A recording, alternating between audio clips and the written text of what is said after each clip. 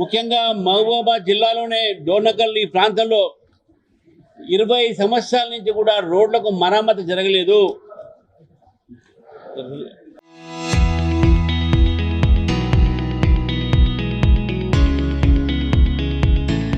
రాష్ట్ర రహదారులన్నీ కూడా ఈరోజు గుంటలతో గుతుకులతో ప్రజలు ప్రయాణించేటటువంటి పరిస్థితి లేదు ఈరోజు.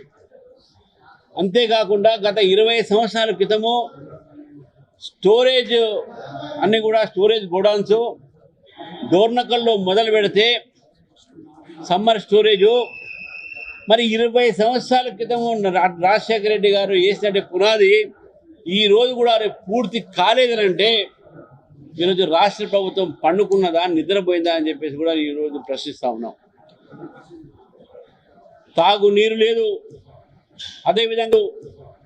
అదేవిధంగా 100 బెడ్ల ఒక హాస్పిటల్ని నిర్మాణం చేస్తాను డోర్నకల్లో, దాని మీద ఇంతవరకు మాట్లాడే పరిస్థితి లేదు.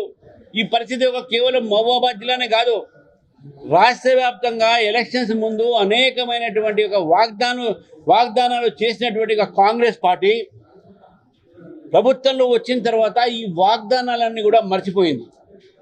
కానీ కేంద్ర ప్రభుత్వం ఇక్కడ దాదాపు 40 కోట్లతోని మహబూబాబాద్ రైల్వే స్టేషన్ని ఆధునీకరణ చేయడం అయితేంది, వందే భారత్లో అయితేంది, వాళ్ళని తీసుకురావడం జరిగింది తెలంగాణ కోసము జాతీయ రహదారులతో పాటు. ఈరోజు రైతుల సమస్యలు మనం చూస్తూ ఉంటే రైతులు ఈరోజు రోడ్ల మీదకి వచ్చి తన ధాన్యాన్ని తన పండించినటువంటి పంటల్ని, అది మక్క కావచ్చు, జొన్న కావచ్చు, సన్ఫ్లవర్ కావచ్చు, అమ్మటానికి పరిస్థితి లేనటువంటి పరిస్థితి ఈరోజు రాష్ట్ర ప్రభుత్వం నిర్మాణం చేసింది. నేను మొన్న కూడా చెప్పాను, మళ్ళీ చెప్తా ఉన్నాను, రాష్ట్ర ప్రభుత్వానికి మీరు ఇప్పటికే 4 రోజులు ఆలస్యం చేశారు కొనుగోలు అన్నీ కూడా.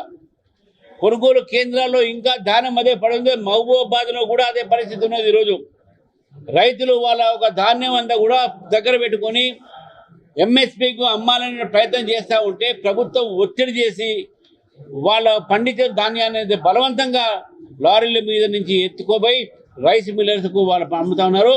ప్రతి క్వింటలకు 10 కిలోల ఒక తరచుగా జరుగుతూ ఉంది. దాంట్లో తగ్గిస్తూ ఉన్నారు. రైతులకు నష్టం జరుగుతూ ఉన్నది.